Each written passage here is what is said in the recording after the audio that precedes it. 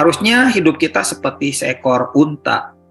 Setiap kali perjalanan di padang gurun yang puluhan kilo tanpa ada makanan di sana, tanpa ada air, dia harus mengisi tangkinya. Seperti itulah orang yang membangun persekutuan pribadi dengan Tuhan selalu mengisi tangki hidupnya, mengisi tangki hatinya dengan persekutuan pribadi dengan Tuhan.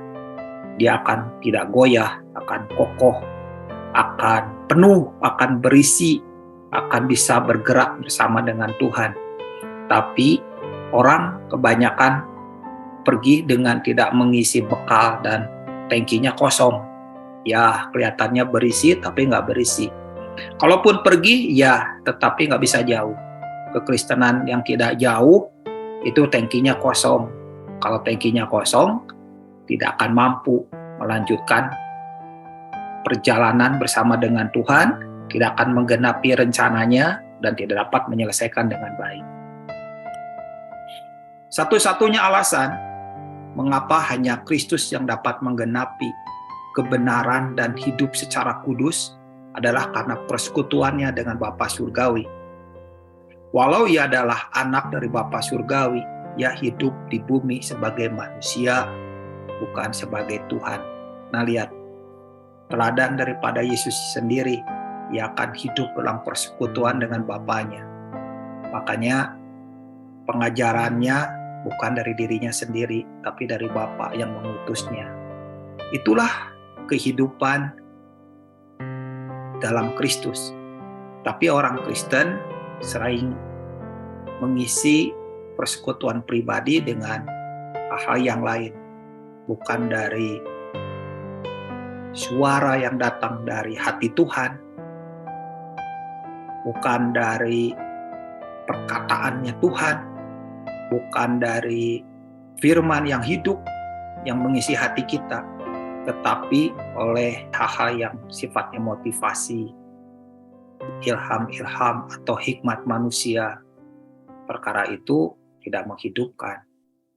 Memang kelihatannya berisi, tetapi nggak menghidupkan. Jadi gimana nih kekristenan kita?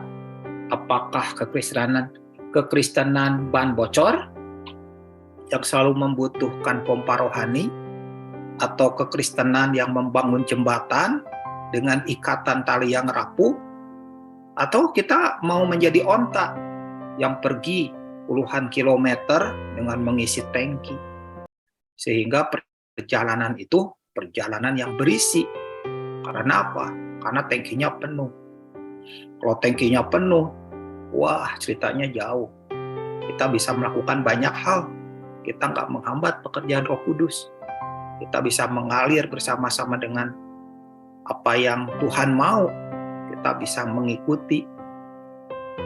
Tuhan mengalir ke kanan, kita bisa ngikut. Tuhan ngalir ke kiri, kita bisa ngikut. Tuhan bisa punya kecepatan, kita juga bisa ngikut. Kenapa? Karena tangkinya penuh. Tapi kalau tangkinya kosong, jangankan mengikuti kehendak Tuhan, buat nafas sehari-hari aja nggak cukup. Makanya penting sekali fondasi ini, persekutuan pribadi dengan Tuhan adalah menjadi hal utama. Pertanyaannya bukan berapa lama kita bersatu teduh, berapa lama kita menyembah Tuhan. Kenapa? Karena persekutuan itu bukan diukur dengan jumlah waktu, juga berapa pasal, berapa ayat, berapa lagu, berapa banyak berbahasa rohnya. Nggak diukur seperti itu. Diukur dari apa? Diukur dari perubahan kehendak. Kalau persekutuannya sehari 5 jam, tapi nggak ada perubahan dalam kehendaknya, nggak terjadi perubahan hati, ya tidak bisa dikatakan dia punya persekutuan.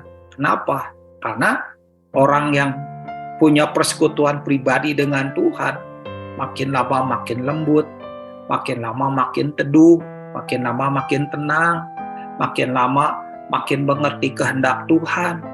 Nggak berangasan lagi, nggak pelit lagi, nggak kacau lagi, nggak ngomongin orang lagi, nggak sibuk dengan dosa-dosa orang, seolah-olah dosa orang lain lebih banyak supaya dosa saya makin nggak kelihatan. Justru Orang yang mengalami Tuhan makin mengosongkan diri, makin hati-hati hidupnya,